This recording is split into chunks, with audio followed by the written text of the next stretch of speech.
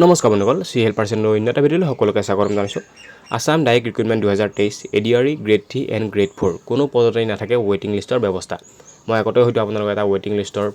ওপৰত ভিডিঅ' এটা বনাইছিলোঁ যে ৱেটিং লিষ্ট কোনো পদত ৱেটিং লিষ্ট নাথাকে বুলি গতিকে এই ক্ষেত্ৰতেই অতনিৰ্ভৰ ডাঙৰে এটা পোষ্ট কৰিছিলে টুইটাৰ যোগে যোৱাকালি নহয় 14 তাৰিখে এটা পোষ্ট কৰিছিলে আপোনালোকে দেখা পাইছে 14 তাৰিখে পোষ্টটো কৰিছিলে as per Guwahati high court order government job can't have ৱেটিং list Hence, there is no chance for Grade 3 and Grade 4 exam to have a waiting list. Guwahati হাইকোৰ্টৰ অৰ্ডাৰ মতে Grade 3 বা Grade 4 ৰিজাল্টৰ ক্ষেত্ৰত বা জবৰ ক্ষেত্ৰত কোনো ধৰণৰ ৱেটিং লিষ্ট ব্যৱস্থা নাথাকে ৱেটিং লিষ্টৰ ব্যৱস্থা নাথাকে তেওঁ এই কথাটো এই টুইটাৰ পোষ্টৰ যোগে তেওঁ উল্লেখ কৰিছে লগতে তেওঁ নেক্সট পেৰাগ্ৰাফটো যিটো আছে সেই পোষ্টৰ জৰিয়তে তেওঁ আৰু এটা কথা উল্লেখ কৰিছে আপোনালোকক বাৰু মই বুজাই দিছোঁ কি কৈছে তেওঁ এই পোষ্টৰ জৰিয়তে সাম are unnecessary worrying that one person will get more than one job. If one gets, it's a matter of pride for us Assamese that our youth are capable of securing multiple posts. তেওঁ কৈছে যে বহুতে হয়তো চিন্তা কৰিছে যে এজন প্ৰাৰ্থী এটাতকৈ বেছি পোষ্টত চাকৰি পোৱাৰ সম্ভাৱনা আছে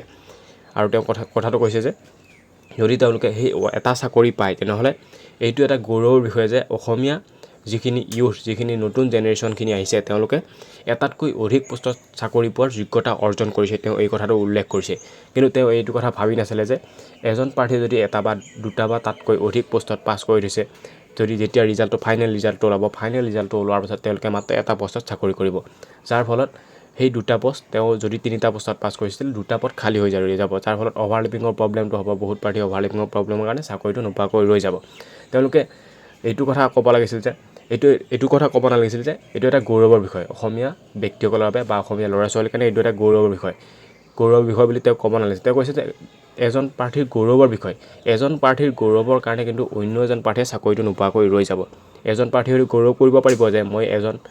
এজন প্ৰাৰ্থী হৈ মই 3টা 4টা পোষ্টত পাছ কৰিছোঁ কিন্তু এজন প্ৰাৰ্থীয়ে কিন্তু তাৰ বিপৰীতে অন্য এজন প্ৰাৰ্থীয়ে কিন্তু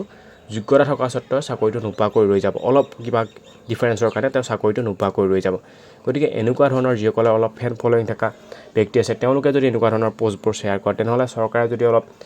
ভাবিছিলোঁ যে ৱেটিং লিষ্টৰ ব্যৱস্থা কৰিম ছেকেণ্ড লিষ্ট উলিওৱাৰ ব্যৱস্থা কৰিম তেনেহ'লে এইবিলাক নকৰাকৈ ৰৈ যাব তেওঁলোকে তাৰ বিপৰীতে এনেকুৱা ক'ব লাগিছিল যে চৰকাৰে যিহেতু গুৱাহাটী হাইকোৰ্টৰ অৰ্ডাৰ আছে যে Grade 3 Grade 4 ৰিজাল্টৰ ক্ষেত্ৰত জবৰ ক্ষেত্ৰত কোনো ধৰণৰ ৱেটিং লিষ্টৰ ব্যৱস্থা কৰা নহয় কিন্তু এই লোকসকল এনেধৰণৰ ব্যক্তিসকলে যদি যি নিউজ ৰিপৰ্টাৰসকল আছে যি মানে অলপ ফেন ফলোয়িং থকা ব্যক্তিসকল আছে তেওঁলোকে যদি ক'লে হয় যে অভাৰলেপিঙৰ প্ৰব্লেম হ'ব যদি আপোনালোকে অভাৰলেপিং প্ৰব্লেমটো ছল্ভ নকৰে তেনেহ'লে বহুত প্ৰাৰ্থীয়ে চাকৰিটো নোপোৱাকৈ ৰৈ যাব তেনেকুৱা ধৰণৰ যদি তেওঁলোকে পোষ্টটো শ্বেয়াৰ কৰিলে হয় সেইটো এটা মানে যোগাত্মক এটা দিশ হ'লে কিন্তু এইটো বিয়োগাত্মক দিশ হৈছে কাৰণ যিসকল প্ৰাৰ্থীয়ে কৈছে যে এজন প্ৰাৰ্থীয়ে 2টা 3টা পোষ্টত পাছ কৰিছে সেইটো এটা গৌৰৱৰ বিষয় কিন্তু এজন প্ৰাৰ্থীৰ গৌৰৱৰ কাৰণে অন্য এজন প্ৰাৰ্থীয়ে চাকৰিটো নোপোৱাকৈ ৰৈ যাব এওঁলোকে শ্বেয়াৰ কৰিব লাগিছিল যে আপোনালোকে ৱেটিং লিষ্টৰ ব্যৱস্থা কৰি দিয়ক যাতে কোনো ধৰণৰ অভাৰলেপিঙৰ প্ৰব্লেম নহয় যিমান আপোনালোকে চাকৰি দিম বুলি কৈছে যিমান 50,000 বা 40,000 যিমান প্ৰাৰ্থীক আপোনালোকে চাকৰিটো দিম বুলি কৈছে সিমান প্ৰাৰ্থীয়ে সম্পূৰ্ণ চাকৰি পাওক যদি এনেকুৱা ধৰণৰ প্ৰব্লেমটো হয় এই অতনিৰ্ভৰ ডাঙৰে যি কথা ক'লে সেই ধৰণৰ যদি প্ৰব্লেমটো হয় তেনেহ'লে কিন্তু আপোনালোকে আগৰ পৰাই আমি কৈ আহিছোঁ যে যদি 40,000 তেওঁলোকে নিযুক্তি দিম বুলি কৈছে খুব বেছি তাৰ ভিতৰত 30,000 নিযুক্তি হ'ব তাৰপিছত 10,000 পোষ্ট খালী হৈ ৰৈ যাব তাৰপিছত বহুত প্ৰাৰ্থীয়ে মানে যোগ্যতা থকা স্বত্বেও তেওঁলোকে অলপৰ কাৰণে চাকৰিটো নোপোৱা কৰি যাব প্ৰব্লেমটো কিন্তু হ'ব যদি এনেকুৱা ধৰণৰ কথাটো হয় অলপ মানে যিসকল এনেকুৱা ধৰণৰ ফেন ফলোয়িং থকা ব্যক্তি তেওঁলোকে অলপ চৰকাৰক জোৰ দিব লাগিছিল যে অভাৰলেপিঙৰ প্ৰব্লেমটো নোহোৱাকৈ আপোনালোকে ছেকেণ্ড লিষ্ট উলিয়াই বা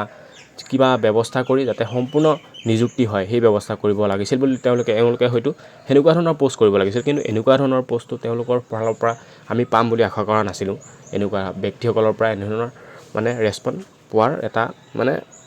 সম্ভাৱনাটো আমি একদম ভবা নাছিলোঁ যে এওঁলোকৰ পৰা আমি এনেকুৱা ধৰণৰ মানে ৰিটাৰ্ণ পাম অলপ মানে ভাবি আছিলোঁ যে এওঁলোকে হয়তো